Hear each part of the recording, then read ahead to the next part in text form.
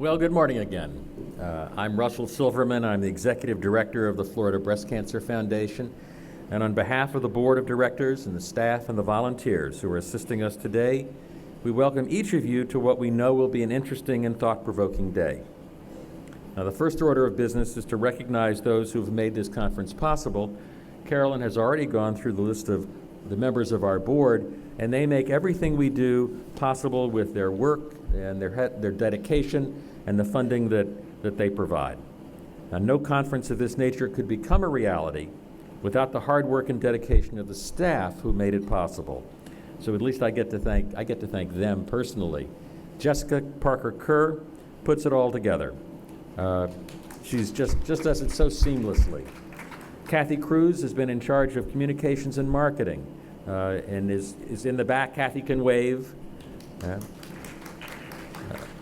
Laura Pilgrim is responsible for volunteers who are helping us today. Laura is also in the back. Sharon Udowitz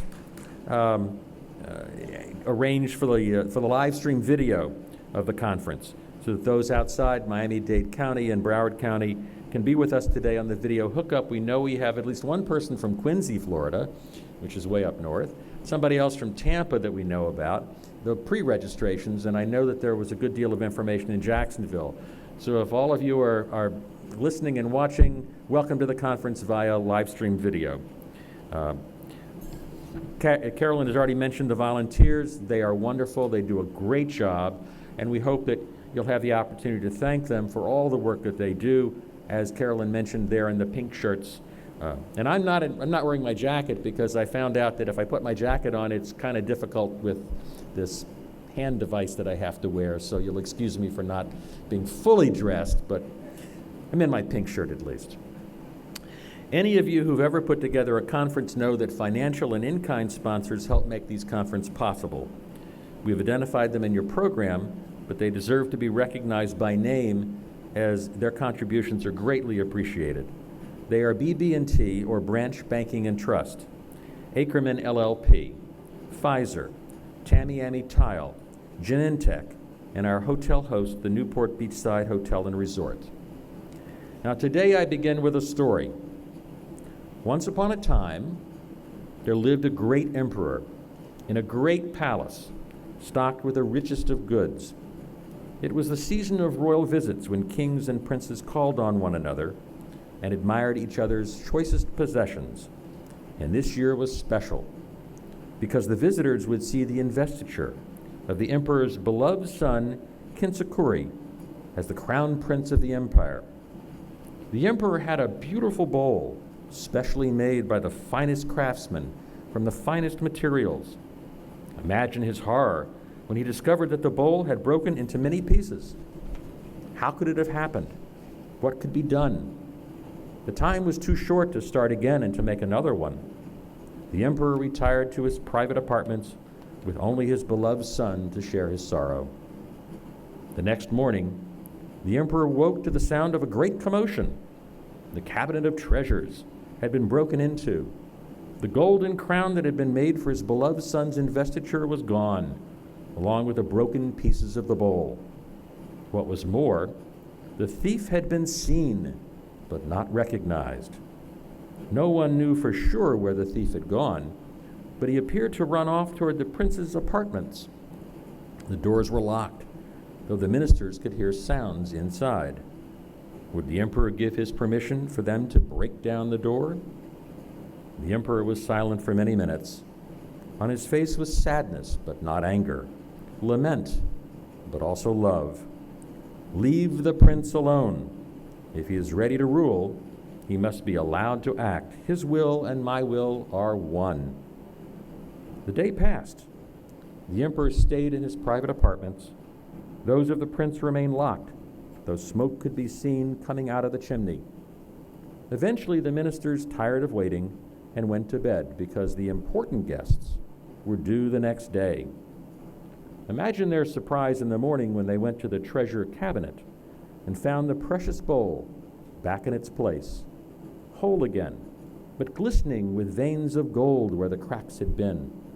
Its beauty seemed all the greater, and by it the prince's crown, a slim band now, imbued with the simplicity of strength.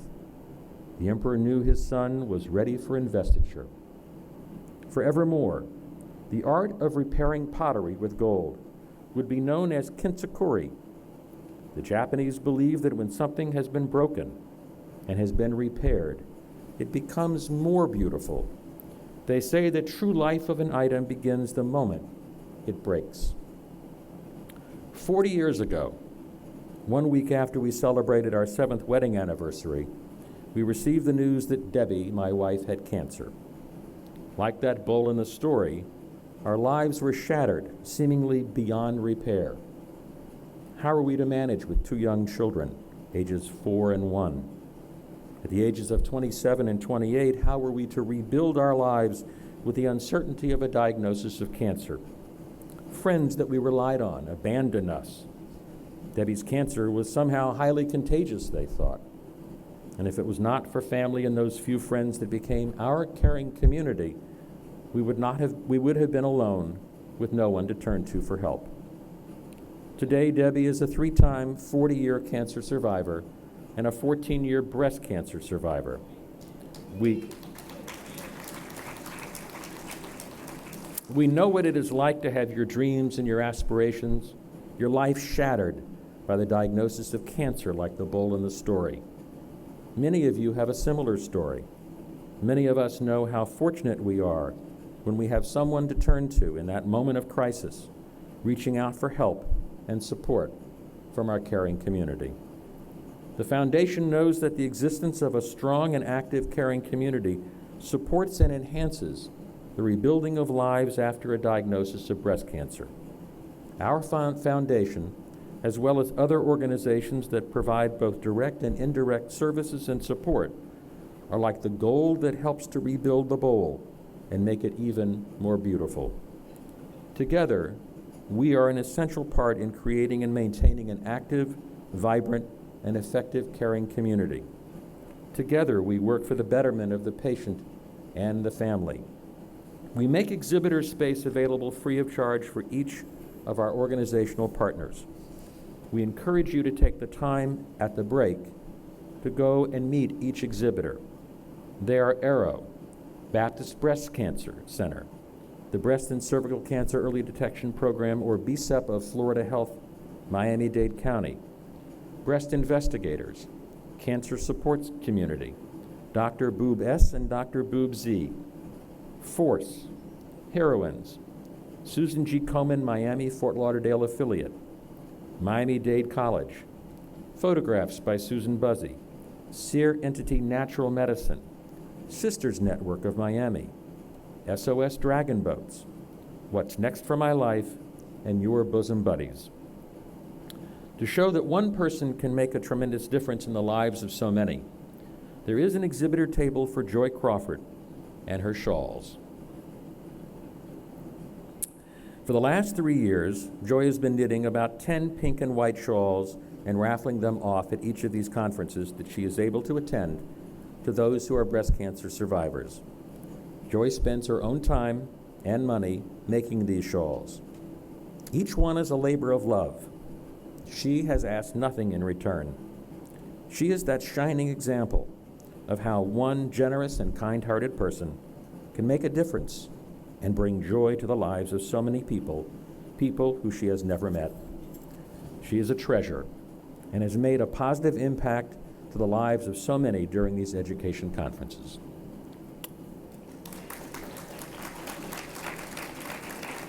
Now for the more mundane series of announcements about today's program. We will have 3 speakers before the lunch break. After lunch, we will have 3 additional speakers before closing remarks and our chance drawing for prizes that have been donated just for that. I will try and stick to the times in your program. We already start off a little bit late. Cell phones. Everybody has a cell phone. Please turn them off or on to vibrate. And if you need to take a call, please go outside the room and take the call, not inside the room. We would appreciate that.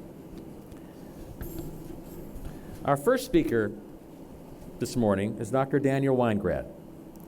Dr. Weingrad is a board-certified surgical oncologist and is Chief of Surgical Oncology at Cancer Health Care Associates. Dr. Weingrad was educated at Columbia University in New York and graduated from Harvard Medical School in Boston, Massachusetts. He completed surgical residencies at Peterbilt Brigham Hospital in Boston and was chief resident at the University of Maryland Hospital. He served as a clinical associate in surgical oncology at the National Cancer Institute in Bethesda, Maryland, and completed a fellowship in surgical oncology at the Memorial Sloan Kettering Cancer Center in New York.